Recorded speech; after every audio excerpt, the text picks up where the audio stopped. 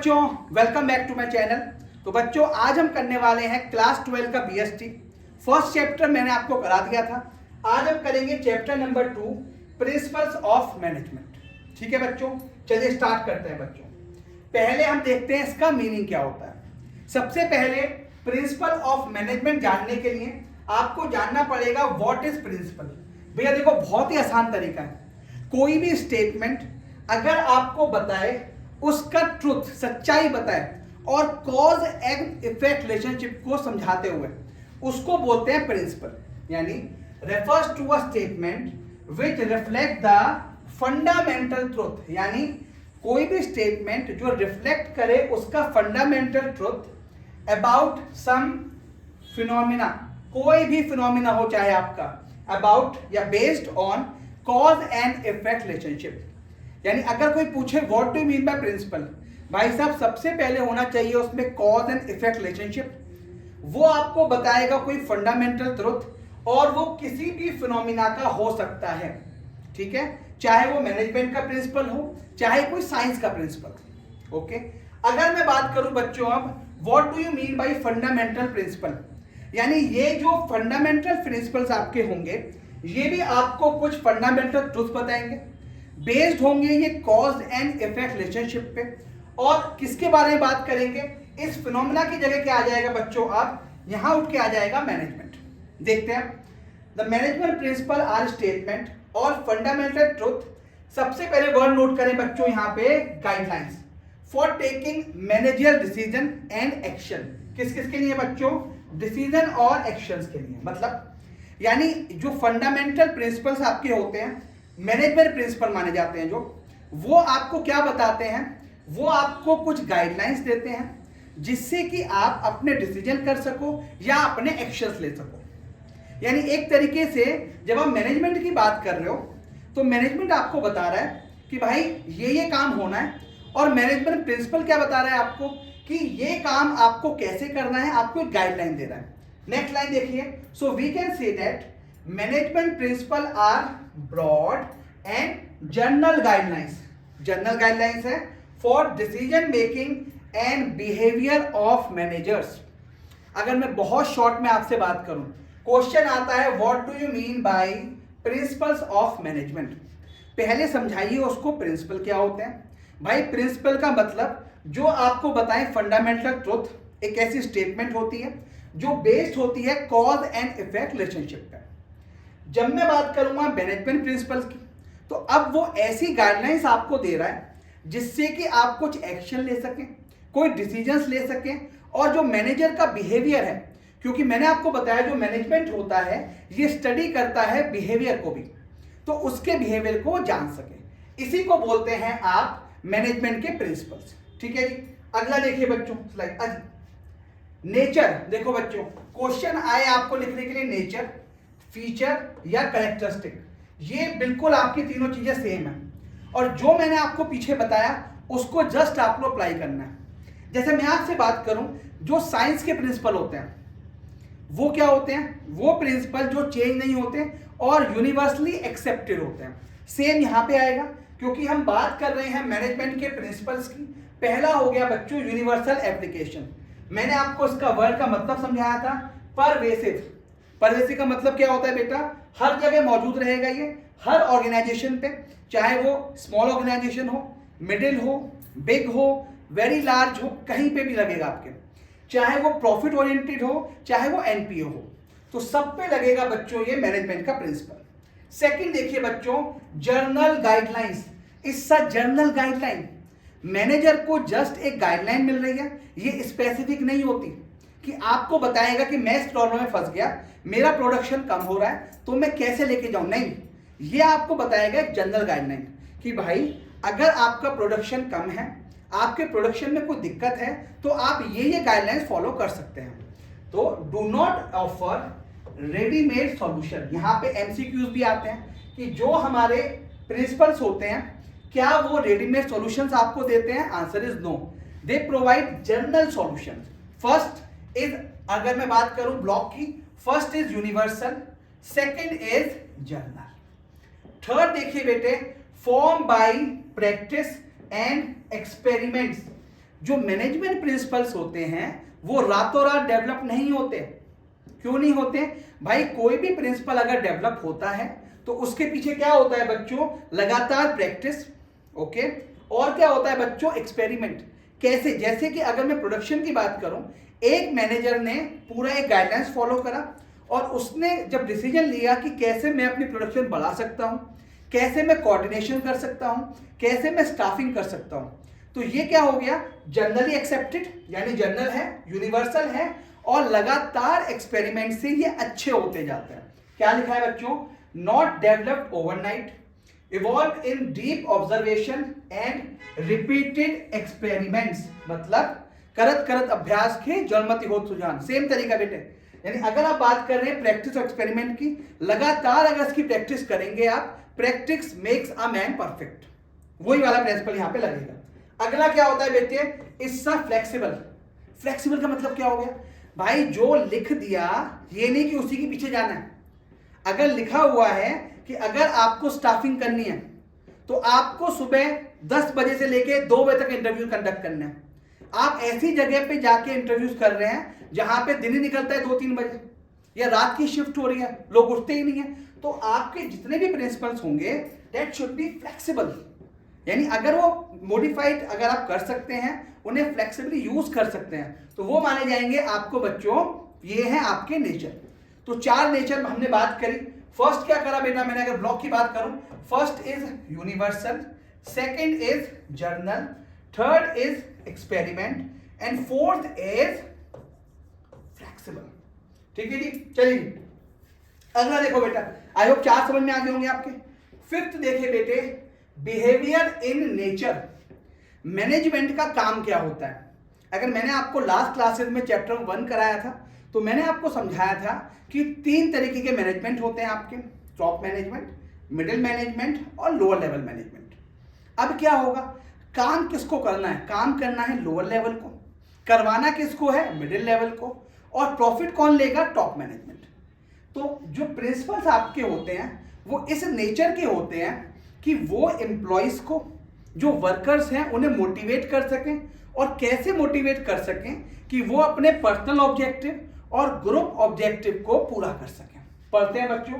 Principles are applied on employees to motivate them to work toward the achievement of group goals. यानी सबसे पहले आपके जो individual goals हैं, इंडिविजुअल गोल्स आप पूरे करेंगे बच्चों, यानी जो इंडिविजुअल गोल्स हैं आपके वो पूरे होंगे, और प्लस क्या होंगे बच्चों? आपके प्लस होंगे आपके ग्रुप गोल्स। ठीक है जी। 6 देखें बेटा, ये है आपका बेसिक डेफिनेशन ही। जब मैंने आपको प्रिंसिपल की डेफिनेशन कराई थी तो मैंने आपको बताया था ये बेस्ड होते हैं कॉज एंड इफेक्ट रिलेशनशिप पे। देखिए क्या लिखा हुआ है, based on cause and effect relationship. Effect और result of every principle is anticipated before application.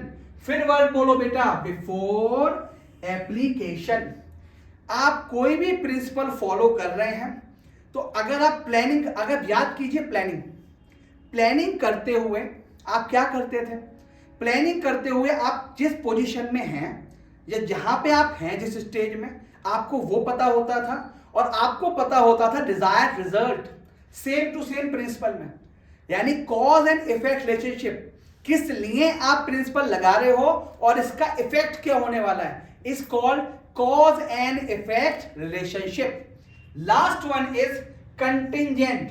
Contingent और फ्लेक्सिबल कुछ एक तरीके का लगेगा। देखिए बच्चों, जब आपने पढ़ा फ्लेक्सिबल, मैंने लिखा है यहां पे it can be change and modified. अब आप पढ़ें contingent. Application of principle varies from situation to situation. इसका मैंने ऑलरेडी आपको एग्जाम्पल दे दिया कि अगर कोई भी प्रिंसिपल है तो वो वेरी करेगा, रेडीमेड सॉल्यूशन आपको नहीं देगा, वो वेरी करेगा सिचुएशन टू सिचुएशन। किसी सिचुएशन में आपसे बोल सकता है कि आपको फोकस करना है कोऑर्डिनेशन पे, किसी सिचुएशन में आपको बोल सकता है आप अपनी स्टाफिंग ठीक कीजिए, कहीं आपको बोल सकता है आप डायरेक्टिंग ठीक कीजिए। तो मैंने आपको एक बेसिक कंसेप्ट बताया। तो अगर मैं बोलूं आपको कि नेचर्स में आपको लिख के आना है, तो दो देखो बहुत आसान थे आपके, क्या क्या थे बेटे? यूनिवर्सल हैं, जनरली एक्सेप्टेड हैं, अगला प्रैक्टिस और एक्सपेरिमेंट से डेवलप हो रहे हैं, अगला फ्लेक्सिबल थे बच्चों, बिहेवियर इन नेचर थे, based on cause and effect relationship, and last one is contingent.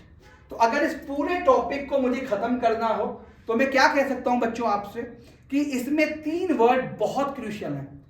जब भी आप प्रिंसिपल पढ़ेंगे 3 वर्ड आप लिख के आएंगे। पहला, भाई अगर मैं मैनेजमेंट के प्रिंसिपल की बात कर रहा हूं, ये गाइडलाइंस देते हैं आपको। पहला, ट्रुथ या फिर बेसिक ट्रुथ आपको बताएंगे, फंडामेंटल ट्रुथ बताएंगे आपको, ठीक है, और वो गाइडलाइंस आपके एक्शंस और डिसीजन लेने में हेल्प करेगी।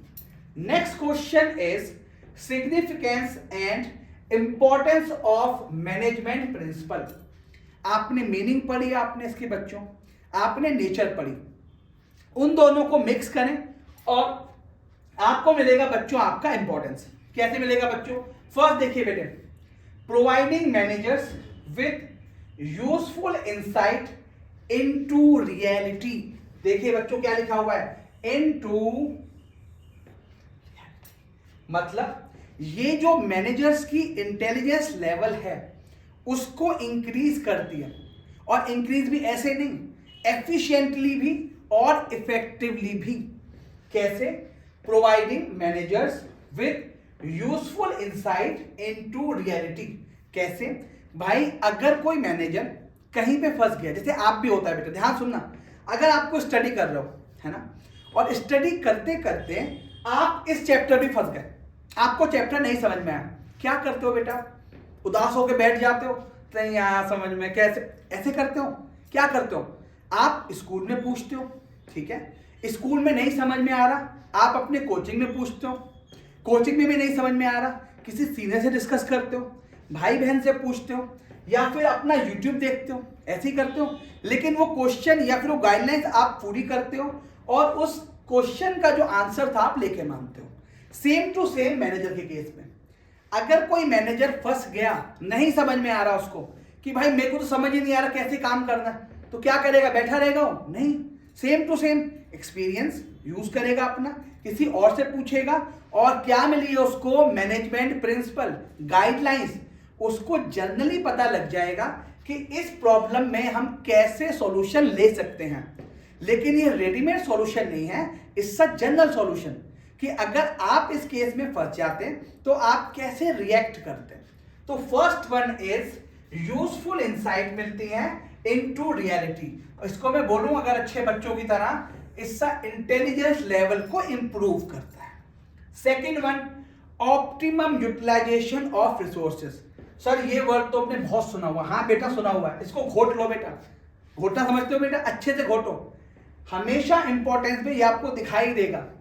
भाई आप देखो कि मैनेजमेंट प्रिंसिपल आपको क्या बता रहा है। मैनेजमेंट प्रिंसिपल आपको गाइडलाइन दे रहा है, आपको डिसीजंस लेने की क्षमता दिखा रहा है, आप कैसे एक्शन ले रहे हैं वो बता रहा है, मैनेजर्स का बिहेवियर या जो एम्प्लॉयज का बिहेवियर आपको चेक करना है वो सब समझा रहा है। तो जैसे ये सब काम होंगे, मैनेजमेंट प्रिंसिपल अगर अच्छे से यूज करोगे आप, no wastage and minimum cost. और मिनिमम कॉस्ट जहां भी याद हो आपको, तो उसको क्या बोलते हैं बच्चों? इसको बोलते हैं एफिशिएंटली, यानी एफिशिएंटली आपको काम करना सिखाता है। अगर आपके पास 5 रिसोर्सेज हैं, जैसे आपके पास 5 वर्कर हैं, तो मैनेजमेंट प्रिंसिपल आपको बताएगा कि इन 5 वर्कर से मैं ज्यादा से ज्यादा काम कैसे करवा सकता हूं। Okay. Third one is scientific decision. Scientific decision इसलिए होता है बच्चों because it is based on cause and effect relationship.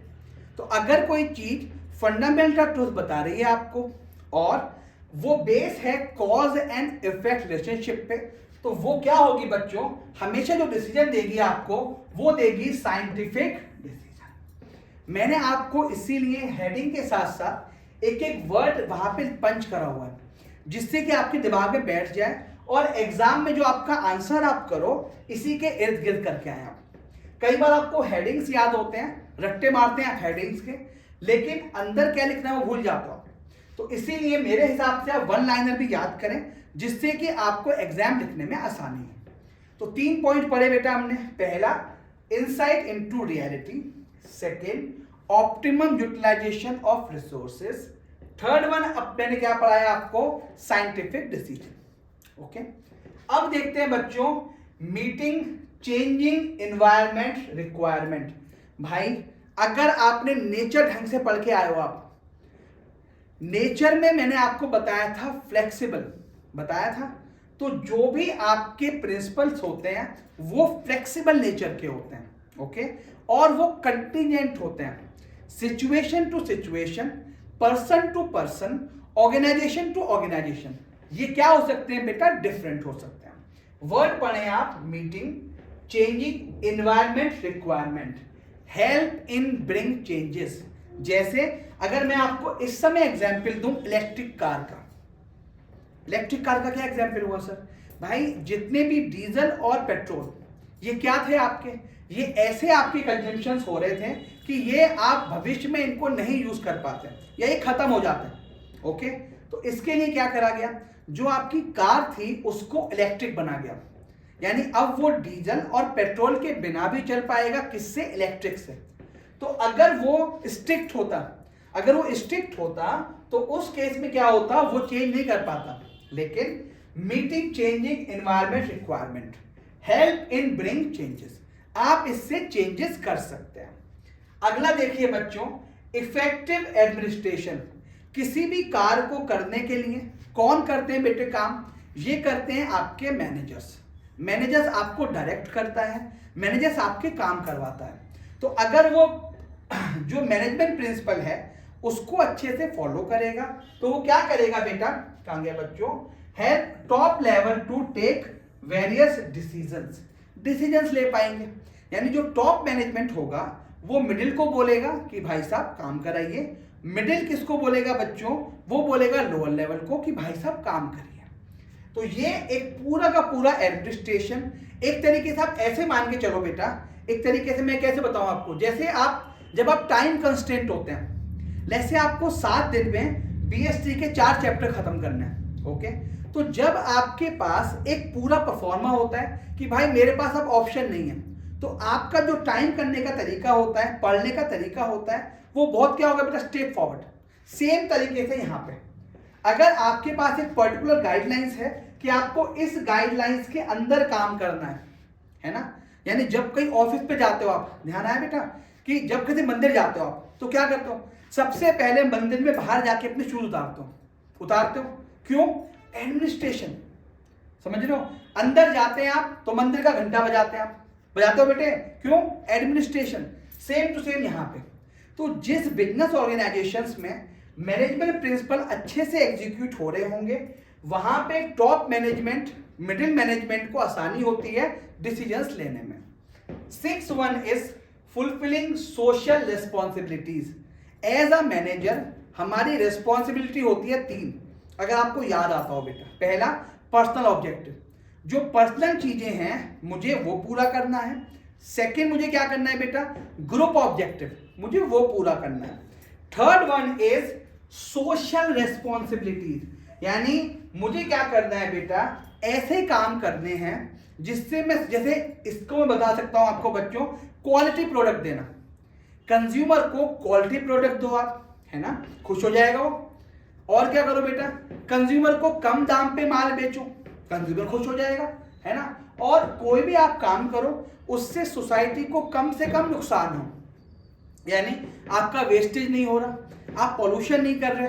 तो fulfilling of social responsibilities, doing task to uplift the society. Last one is management training, education and research, यानी अगर कोई भी management की ट्रेनिंग हो रही है बच्चों, कोई आप एजुकेशन देना चाह रहे हो या रिसर्च देना चाह रहे हो, ये इसका जो बेस होता है, यानी अगर मैं फिर हर किसी का बेस क्या होता है बेटा, आपका बेस वो नींव होती है जिसके ऊपर एक स्ट्रक्चर खड़ा होता है। अगर आपका बेस खराब है और बिल्डिंग आपने 10 फ्लोर की बना ली, तो अगर बेस आपका स्ट्रांग नहीं है तो बिल्डिंग गिरने वाली है। सेम टू सेम मैनेजमेंट में, अगर आप किसी को एजुकेशन देना चाह रहे हैं मैनेजमेंट के ऊपर, ट्रेनिंग करना चाह रहे हैं उसकी, या कोई रिसर्च करना चाह रहे हैं, तो जो मैनेजमेंट के प्रिंसिपल्स हैं वो बनेंगे बच्चों उसका बेस, कि भाई जनरल गाइडलाइंस क्या हैं और हम इसको कैसे आगे ले जा सकते हैं। Okay, principle are base for training and part of education syllabus. इसका मतलब अगर मैं आपसे पूछूं व्हाट आर द इंपॉर्टेंस और सिग्निफिकेंस ऑफ मैनेजमेंट प्रिंसिपल, पहला insight into reality, second optimum utilization, third scientific decision, fourth meeting changing environment requirement, effective administration, fulfilling social responsibilities, and last one is management training education and research. Okay, चलिए तो अभी हमने meaning finish कर लिया, nature finish कर लिया और importance finish कर लिया। ठीक है बच्चों, अब हम अगली बात करेंगे बेटा, दिख रहा है बेटा हेनरी फयोल। ये क्या था बेटा, इसको बच्चों बोलते हैं फादर ऑफ मैनेजमेंट स्टडीज। ठीक है, यानी father of management studies and thoughts Henry Fayol. जो चैप्टर नंबर 2 है बच्चों वो इसी के प्रिंसिपल बता रहा है। हेनरी फ्योल ने क्या करा बच्चों, आपको बताए 14 प्रिंसिपल कि अगर आप एक मैनेजमेंट की बात कर रहे हो, अगर आप किसकी बात कर रहे हो बच्चों, अगर आप एक मैनेजमेंट प्रिंसिपल की बात कर रहे हैं तो आपको ये 14 प्रिंसिपल्स याद होने चाहिए। ठीक है, क्या है बच्चों, पढ़ते हैं। Henri Fayol become the famous as father of management studies and thoughts because of some contribution. कौन कौन से कंट्रीब्यूशन है बच्चों, देखते हैं। First, he made clear difference between, underline करता जाता हूं बेटे मैं, टेक्निकल एंड मैनेजरियल स्किल। उसने बताया आपको कि टेक्निकल स्किल अलग होते हैं और मैनेजरियल स्किल अलग होते हैं। अगर कोई पर्सन बहुत ज्यादा टेक्निकली करेक्ट है, इसका मतलब ये नहीं है कि उसके अंदर मैनेजरियल स्किल भी होंगे। कुछ इसको हम इस तरीके भी कर सकते हैं कि Yuvraj Singh was a brilliant player, बहुत अच्छा प्लेयर था, टेक्निकल बहुत करेक्ट था, लेकिन जब बात करें कैप्टनसी की हम, तो कैप्टनसी किसके पास थी बेटा, धोनी के पास थी। क्यों, उसके पास भले ही टेक्निकल स्किल कम हो लेकिन मैनेजरियल स्किल बहुत ज्यादा थे।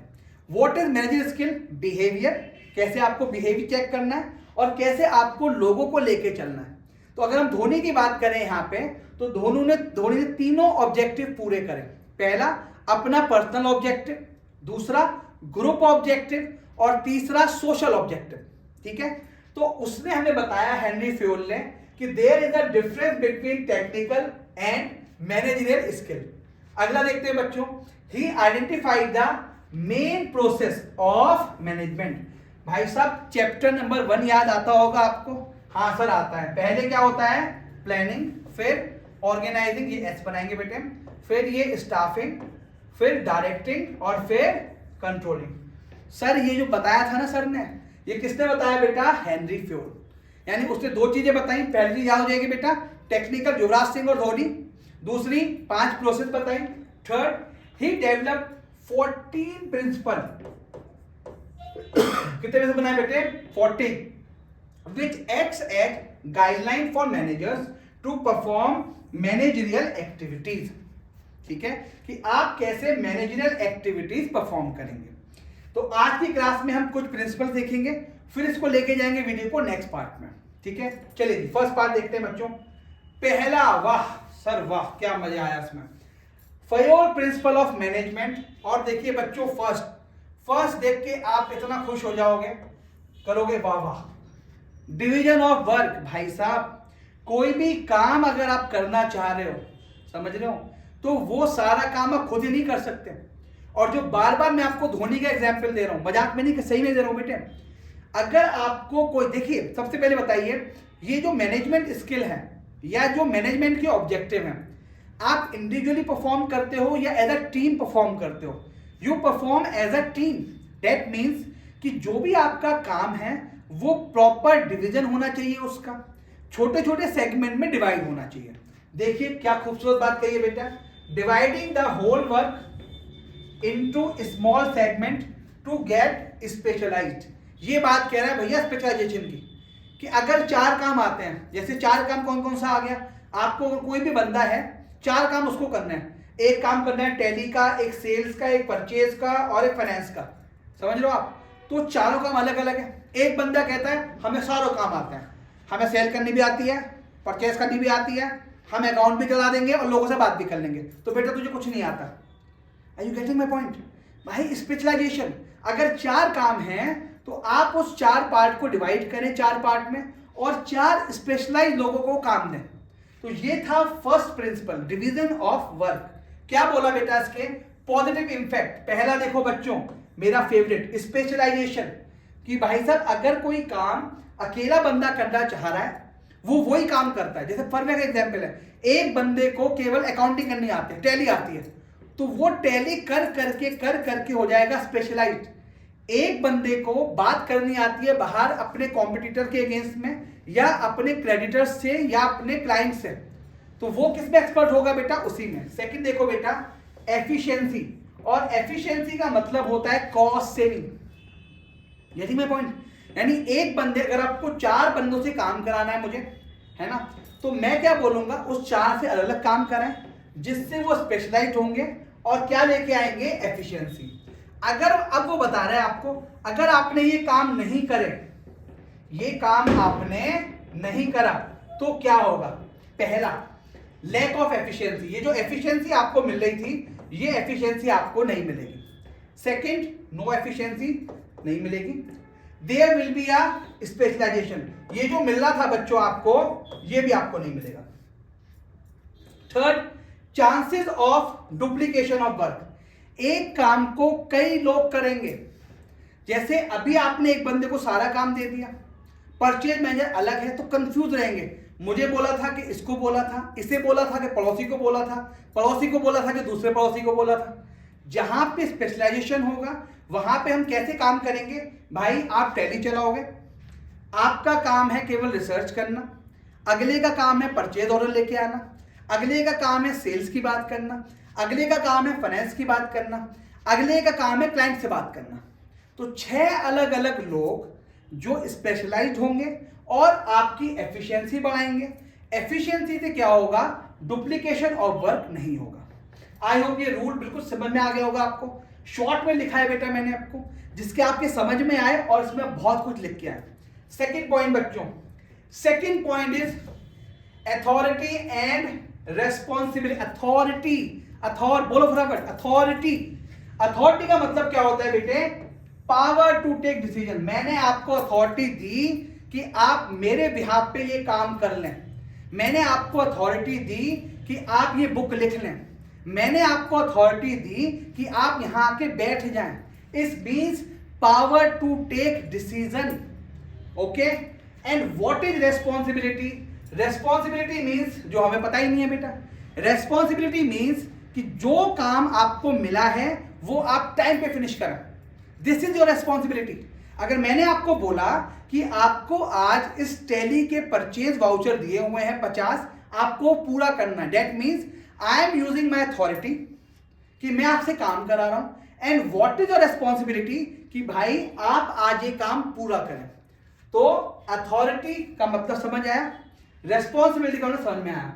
मैच और balance between authority and responsibility is must. अगर मैं यहां पे लिखूं बेटे मैच, बेटा मैच क्रिकेट मैच में लिख के आया ना।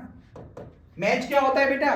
कि आप दोनों के बीच में कोऑर्डिनेशन करें, सामंजस्य बैठाएं, जिससे कि जो अथॉरिटी, जो मैंने किसी को काम दिया है वो पूरा करके दे सके। अगर एक ऑर्गेनाइजेशन में ये पूरा हो जाता है, दिस इज मोस्ट, अगर मैं बोलूंगा आपसे भाई सबसे इंपॉर्टेंट क्या है, दिस इज मोस्ट इंपॉर्टेंट। क्यों भाई? अगर किसी ऑर्गेनाइजेशन में एक टॉप लेवल ने मिडिल मैनेजमेंट को या मिडिल ने लोअर को जो काम दिया उसने पूरा कर दिया, तो वो ऑर्गेनाइजेशन कभी फेल नहीं हो सकती। ठीक है जी। अगला, what are my positive effect? पहला पॉजिटिव इफेक्ट हो गया बच्चों, नो मिसयूज ऑफ अथॉरिटी। आप मिसयूज नहीं कर पाएंगे। क्यों भाई? आपने अथॉरिटी यूज करी, किसी को डायरेक्शन दिया, उसने पूरा कर दिया, क्योंकि आप मैच करा रहे हो। सेकंड में मतलब मीटिंग रेस्पॉन्सिबिलिटीज ऑन टाइम। और ऑन टाइम आपने कहां पे पढ़ा था बच्चों? तो पहला उसने क्या बोला? अथॉरिटी से ही पॉइंट ही निकाला कि आप मिसयूज नहीं कर पाओगे, रेस्पॉन्सिबिलिटी से पॉइंट निकाला, आप टाइम पे काम करोगे। डन। अगला पॉइंट, कॉन्सिक्वेंसेस क्या होंगे, इसी को रिवर्स कर दो, इसी को रिवर्स कर दो। आप टाइम पे काम करा रहे थे, भैया टाइम पे काम नहीं होगा, अब होगा डिले। आप यहां पे मिसयूज नहीं कर रहे थे, अब होगा भैया यहां पे misuse. Delay in work due to lack authority, misuse authority due to excess authority. यानी जो ये अथॉरिटी वाला पॉइंट है, अथॉरिटी और रेस्पॉन्सिबिलिटी, ये ना आपको एक्सेस होने देते हैं ना आपको लेस होने देते हैं। Third one is overburden with work, excess responsibilities. भाई साहब, जब कोई बंदा एक्सेस अथॉरिटी लेगा, आपको एक्सेस रेस्पॉन्सिबिलिटी देगा। इसलिए कहते हैं कि जब आप अथॉरिटी यूज कर रहे हैं तो पहले आपको सामने देखना भी चाहिए क्या पूरा हो सकता है या नहीं। मैं किसी से बोल दूं या मैं आपसे बोल दूं कि आज आपको बीएसटी के 4 चैप्टर फिनिश करने, आज ही करने हैं बेटा, और 7 महीने काम करना, एक कैश फ्लो भी निपटा लेना, तो आप ले लोगे। आप क्या होगा, सर ओवरबर्डन, सर ओवरबर्डन। क्यों? Authority and responsibility. If authority is different, if authority ऐसी आपको समझ ही नहीं आ रही, तो रेस्पॉन्सिबिलिटी का परिणाम भी डिफरेंट होगा। Cause and effect relationship. Third पढ़ते हैं बच्चों, समझ में आया बच्चों?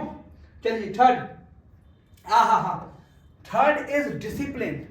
भगवान माफ करे, डिसिप्लिन समझ में आ रहा है बेटे? डिसिप्लिन का मतलब क्या होता है, इसे छोड़ो बेटा।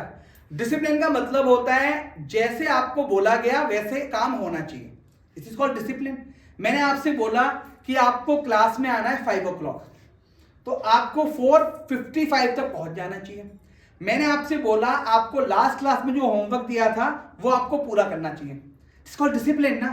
कोई रूल्स एंड रेगुलेशन आप फॉलो करते हो, कोई कोड ऑफ कंडक्ट फॉलो करते हो। पढ़ते हैं बच्चों, it refers to following code of conduct, rules and regulation of employment agreement, good superior at odd level, meeting commitment, clear and fair agreement among subordinates and superiors। और कितनी बड़ी बड़ी बातें बेटा, नहीं आया समझ में? अब मैं समझाता हूं। ये बोलना चाह रहा है बच्चों कि जो डिसिप्लिन होगा, फर्स्ट क्या था आपका, आपने वर्क डिवाइड कर दिया। पहले में क्या था बच्चों, देखो आपको पहले में आपने वर्क का डिवीजन कर दिया, okay.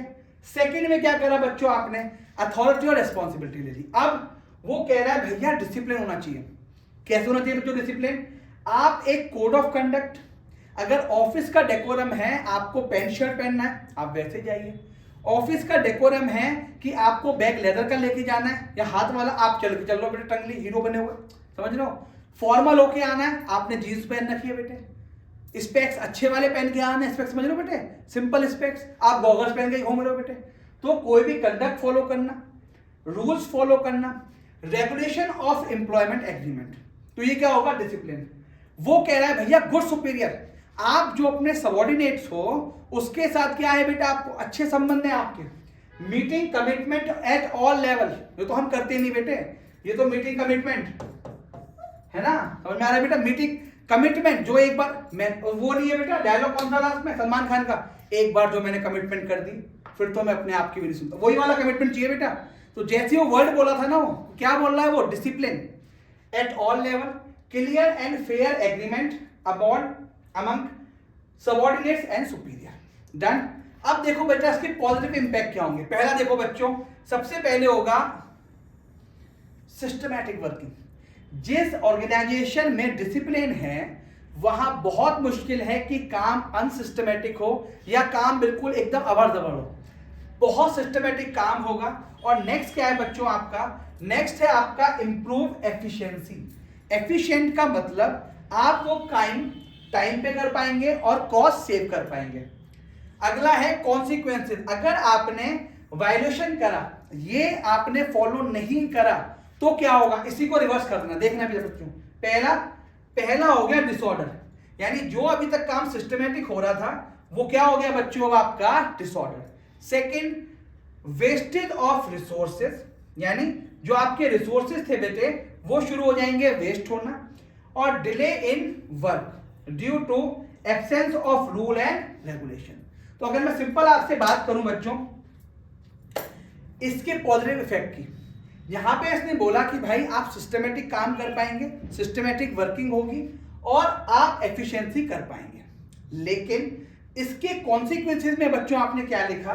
Disorder, confusion and Chaayos, wastage of resources and work में आपके डिले होगा। तो ये 3 मैंने आपको समझाए बेटे फयोल के प्रिंसिपल।